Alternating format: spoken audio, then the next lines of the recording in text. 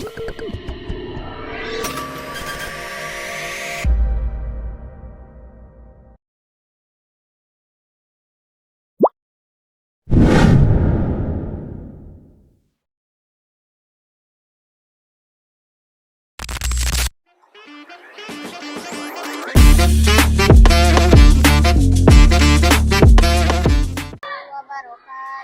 Salam. Perkenalkan nama saya kelas 5 Sekolah SDN Mekar Asih, Kecamatan Marga Asih, Ransamala, Kabupaten Bandung. Di tantangan kali ini saya akan mewawancarai guru saya. Apakah Ibu bersedia untuk diwawancarai? Sedia dong. Siapakah nama lengkap Ibu? Nama saya itu Putri Rahayu Maranita, SPD. Daerah manakah Ibu berasal? Asal ibu itu aslinya orang Cililin, tapi karena bertugas di daerah di sini, makanya saya sekarang tinggal di Jalan Ransamala. Berapakah umur Ibu sekarang? Sekarang itu saya berusia sudah seperempat abad ya, 25 tahun. Atau hobi Ibu dalam sehari-hari? Kalau hobi sehari-hari sekarang karena saya sudah menikah, jadi saya hanya mendengarkan musik sambil memasak. Tapi kalau misalnya ada waktu luang sih biasanya saya memasak. Sejak kapan Ibu menjalani profesinya sebagai guru? Kalau sejak kapan menjadi guru itu baru sekitar 2 tahun dan sekarang jalan 3 tahun. Apakah Ibu sebelumnya memiliki cita-cita sebagai guru? Sebelumnya ada dong, pasti. Apa alasan yang mendasari Ibu sehingga saat ini menjadi guru? Yang mendasari sebetulnya itu adalah panggilan hati yang pertama, terus pada saat terjun langsung menjadi guru itu sudah jatuh cinta, terutama melihat anak didik itu antusias dalam belajar. Apakah sebelumnya Ibu pernah menjalani profesi selain guru? Sebelum menjadi guru itu saya pernah, karena waktu itu saya bukan dari keluarga yang berada, jadi sebelum saya ngambil kuliah, sebelum saya memutuskan untuk menjadi guru, saya itu pernah bekerja di salah satu perusahaan, sehingga alhamdulillah saya bisa membiayai semua kuliah itu dari situ. Terus juga saya udah pernah menjadi pramuniaga gitu. Bagaimana perasaan Ibu saat pertama kali menjalani profesi sebagai guru?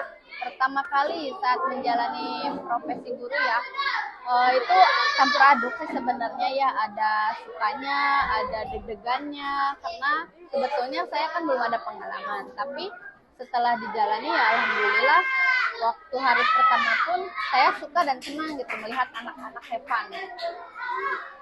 Adakah upaya yang harus dipersiapkan oleh Ibu dalam proses mengajar?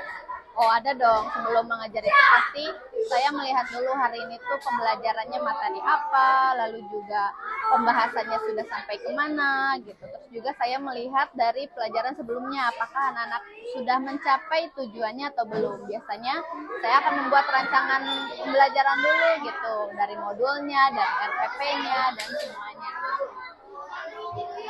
Apakah ada kesulitan yang dialami oleh Ibu dalam proses menyampaikan materi?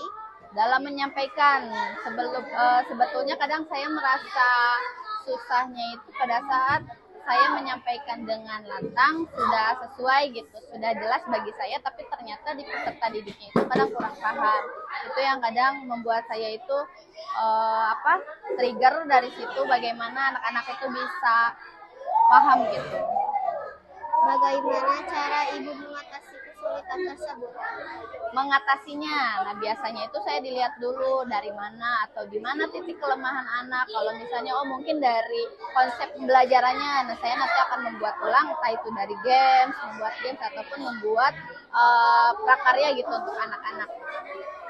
Apakah ada perubahan dan kemajuan yang signifikan terhadap murid didik selama Ibu mengajar di sekolah? Alhamdulillah, dari misalnya pembelajaran pertama itu anak-anak mungkin ada kesulitannya pasti ya, karena mengenal pembelajaran materi baru gitu. Tapi alhamdulillah setelah minggu-minggu berikutnya, setelah dievaluasi juga cara mengajarnya, alhamdulillah ada kemajuan dari anak didik sendiri. Menurut Ibu, bagaimana cara mengatur waktu yang baik? cara mengatur yang baik. Sebetulnya dalam setiap hari selalu di-manage ya, dari mulai bangun tidur sampai setelah bekerja gitu. Nah, biasanya kalau ibu itu sebelum mengajar pasti malamnya itu sudah belajar gitu, apa nih yang akan dibahas untuk hari ini, lalu nanti sebelum mengajar pun pasti akan dilihat lagi materinya gitu. Antara belajar dan aktivitas lainnya, apakah ibu memiliki rencana mengajar di sekolah lain? Tidak ada, karena saya sudah jatuh cinta di sekolah ini. Apa pengalaman suka dan duka ibu yang paling berkesan selama menjadi guru hingga saat ini? Suka dan duka ya. Sukanya itu saya kadang terharu melihat anak-anak itu mengerti dengan materi yang telah saya berikan. Dan untuk dukanya kadang kan gini, seorang pendidik itu bukan hanya menjadi mendidik hanya sebagai materi saja, pembelajaran saja tidak, tapi juga sikap dan perilaku anak didik sendiri. Nah, kadang dukanya itu sedih, kadang melihat anak sudah diarahkan, tapi yang namanya anak ya tidak mungkin dibentuk dengan semudah dan semulus itu. Nah, disitulah dukanya, kadang saya sedih kalau melihat anak sudah diarahkan, tapi ternyata belum karakternya itu belum sesuai dengan yang diharapkan. Apakah ada saran dari ibu untuk memotivasi generasi selanjutnya dalam menggeluti profesi guru di zaman milenial ini?